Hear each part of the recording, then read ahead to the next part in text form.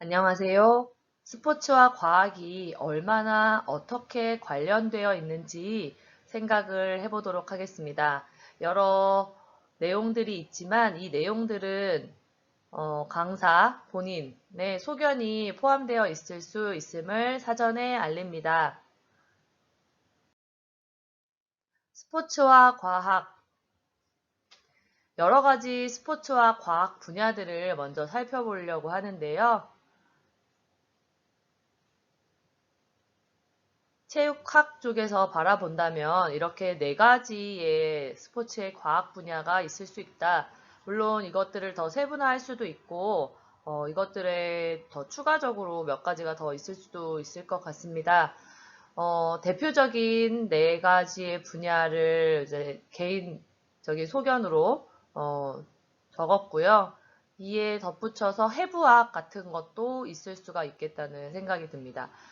우선 우리 학생들이 고등학교 때 배우는 과학 과목으로 보자면 운동 생리학, 어떻게 보면 가장 직접적일 수도 있고, 물론 다른 분야도 또 뭐 그렇지만요.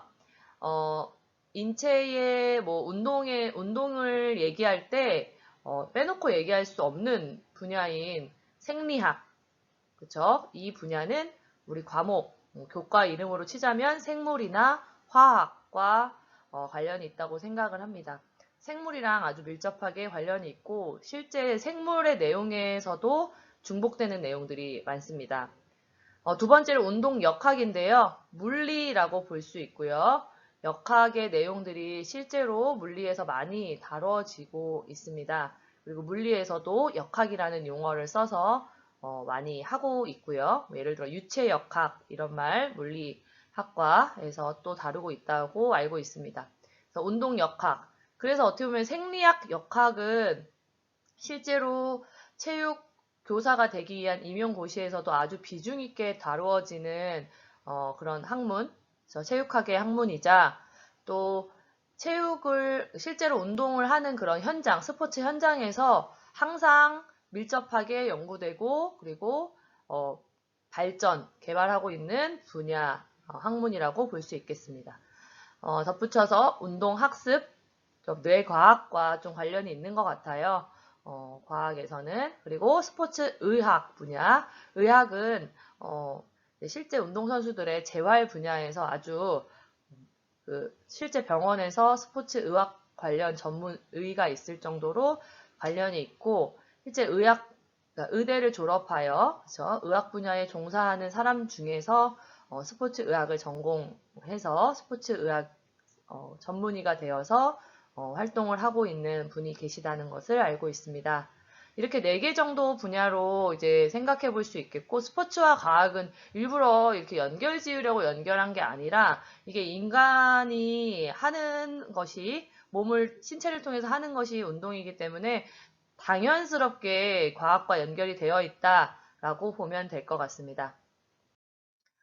스포츠와 과학 도서를 한번 찾아보았는데요. 우선 스포츠 과학이라는 교과서가 있습니다. 스포츠 과학 교과서는 실제로 고등학교 일부 특수 목적을 가진 고등학교, 예를 들어 뭐 체육 고등학교 이런 고등학교에서 실제로 배우고 있는 그런 교과서입니다. 그 외에도 Y책 여러분들 초등학교 때 읽었던 기억 있나요? Y책에서도 스포츠 과학이라는 분야가 따로 있고요. 그리고 그 외에도 아주 스포츠 과학을 다룬 많은 책들이 있습니다. 스포츠와 과학 도서 추가로 있는 것들, 스포츠 과학을 한 권으로 아마 다 얘기할 수가 없을 정도로 그 내용이 아마 많고 또 그 사례들도 아마 많다고 볼 수 있겠습니다. 그러면 우리가 스포츠 과학에 대해서 한번 지금 운동 생리학, 역학, 운동 학습, 스포츠 의학을 보았는데요. 그러면 체육학은 그거 외에 또 뭐가 있나 한번 살펴보도록 합시다. 그래서 선생님이 처음 얘기했던 생리학, 역학, 학습, 의학에 더불어서 심리학, 사회학, 교육학, 체육사, 체육철학, 체육 측정 평가 이런 것들을 볼 수 있을 겁니다.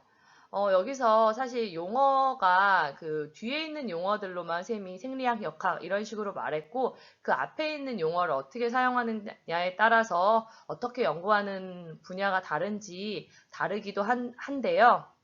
예를 들자면 스포츠 심리학의 경우 대학원에서 스포츠 심리학과 운동 심리학으로 나누어서 전공을 개설을 합니다. 그래서 어떤 땡땡 대학교에서는 운동 심리학 전공이 있고요. 땡땡 대학교에서는 스포츠 심리학 전공이 있고 이렇게 다릅니다. 여기서 스포츠 심리학은 보통 운동 선수들의 심리를 연구한다고 보면 단순하게 설명해서 그러면 될 것 같고요. 운동 심리는 일반인들, 청소년을 포함해서 일반인들의 운동을 할 때의 그런 심리에 대하여 연구한다고 보면 될 것 같습니다. 이제 운동하고 스포츠, 체육 이런 말을 좀 혼용해서 쓸 때 좀 단순하게 생각을 하자면 이제 사실 스포츠라는 그런 의미는 물론 이것도 강사의 개인 소견일 수 있지만 스포츠라는 의미는 오랜 인류의 문화유산으로서 스포츠가 규칙을 제정하고 그리고 여러 가지 역사를 가지고 이제 제정되어 온 그런 인류의 문화 중에 하나인 거예요. 그렇기 때문에 이 스포츠 안에서 우리가 볼 수 있는 그런 부분들, 의학적인 부분, 심리학적인 부분, 사회학적인 부분, 교육학적인 부분에 대하여 얘기하는 거고요. 그래서 스포츠 교육학 같은 경우는 체육교육학이라고 얘기하기도 하고 운동교육학이라는 말을 안 하거든요. 그래서 스포츠 교육학이라고 하기도 하고 이제 학자마다 그 용어 사용이 조금 다른 경우를 볼 수 있습니다. 운동생리학, 운동역학, 운동학습 같은 경우에는 정말 객관적으로 인간에게 있어서 운동이라는 것, 몸을 움직여서 신체 활동을 한다는 것 자체에 대하여 연구를 하기 때문에 그 앞에 운동이라는 말을 붙였을 때 조금 더 자연스럽다는 것을 느낄 수 있고요. 그 다음에 체육사, 체육철학, 체육측정평가라는 것은 이런 모든 스포츠와 운동 개념을 좀 포괄하여 볼 수 있겠고 우리나라의 체육이라는 말은 사실 일본을 통해서 들어온 말인데 체육은 약간 교육적인 의미를 약간 포함하고 있습니다. 이 정도로 설명하면 여러분들 좀 이해가 갈 것 같고요. 그냥 상식 수준에서 한번 들어보면 좋을 것 같아서 준비를 했습니다. 그러면 이번에 운동 생리학 한 어떤 책의 목차를 한번 보도록 하겠습니다. 여러 가지 내용들이 이렇게 있는데요. 선생님이 좀 단순하여 여러분들이 이해하기 쉽게끔 이렇게 정리를 해보았습니다. 그냥 대략적으로 쭉 살펴보면 몸 전체에 대하여 그리고 몸 전체가 운동할 때 어떻게 되는지 그리고 마지막으로 그런 우리가 운동을 더 잘하기 위한 아니면 지속적으로 하기 위한 목적을 위해서 어떻게 하는지 트레이닝의 원리와 실제 이렇게 해서 마무리를 하는 걸 볼 수가 있고요. 그 주제에 관련된 신체의 부분을 한번 써보았는데요. 근육, 신경, 폐, 호흡은 사실 입, 코, 폐 다 연결돼 있죠. 어쨌든 폐라고 단순히 적어보았고요. 다음 심장, 호르몬 이런 식으로 쭉 나열을 해보았습니다. 여러분들도 운동을 하다 보면 운동할 때 뭔 이렇지?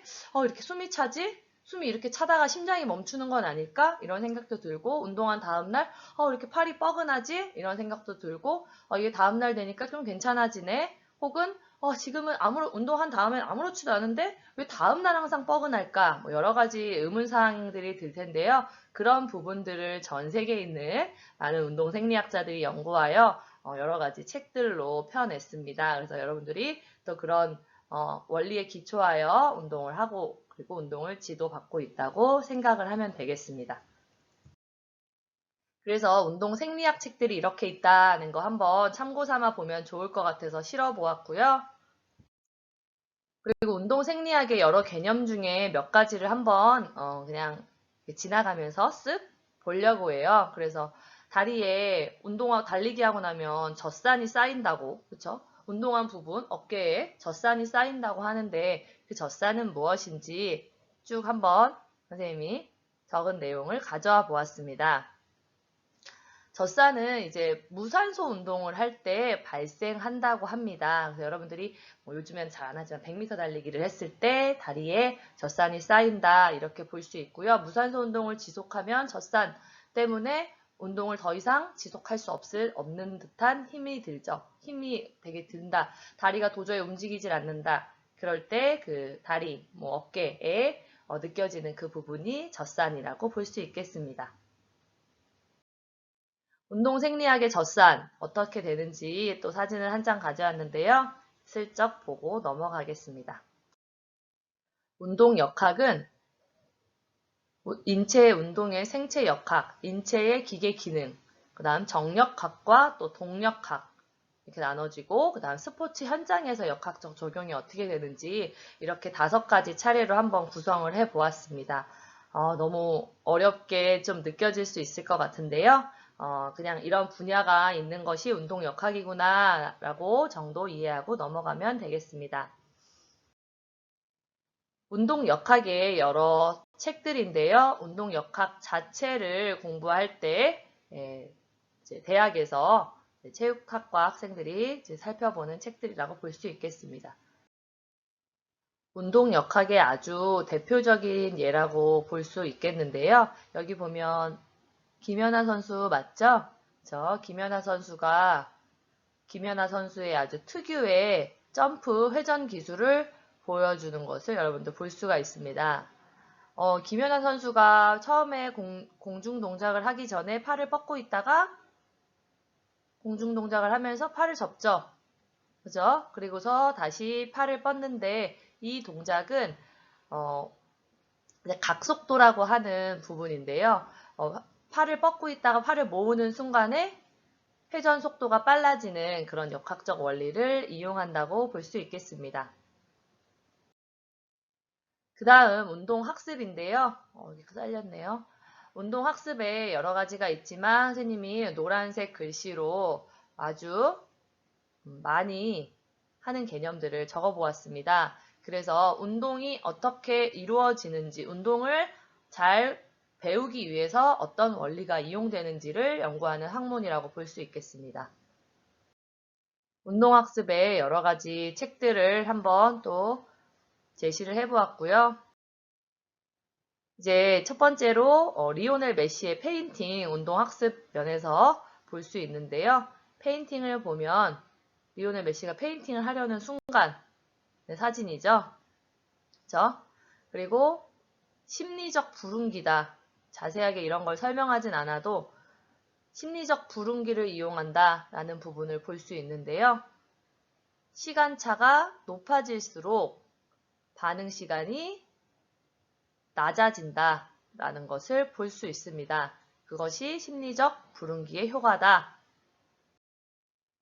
다음으로 스포츠 의학 분야인데요. 스포츠 의학에 대한 책들 한번 제시해 보았습니다. 그리고 추가적으로 운동 해부학 사진도 한번 여러분들 참고로 해보면 좋을 것 같습니다. 그래서 우리가 오늘 스포츠와 과학을 아주 짧은 시간 동안 한번 살펴보았는데요. 여러분들이 스포츠와 과학이 밀접하게 관련이 있다는 건 알긴 알았지만 그래도 이 정도 수준에서 이렇구나, 그렇구나 라는 것을 이해하는 시간이 되었기를 바라면서 선생님이 준비를 했습니다. 그래서 스포츠와 과학을 이해하면서 여러분들이 배우는 그 스포츠 종목들을 조금 더 깊이 있게 이해를 하기를 바랍니다. 안녕.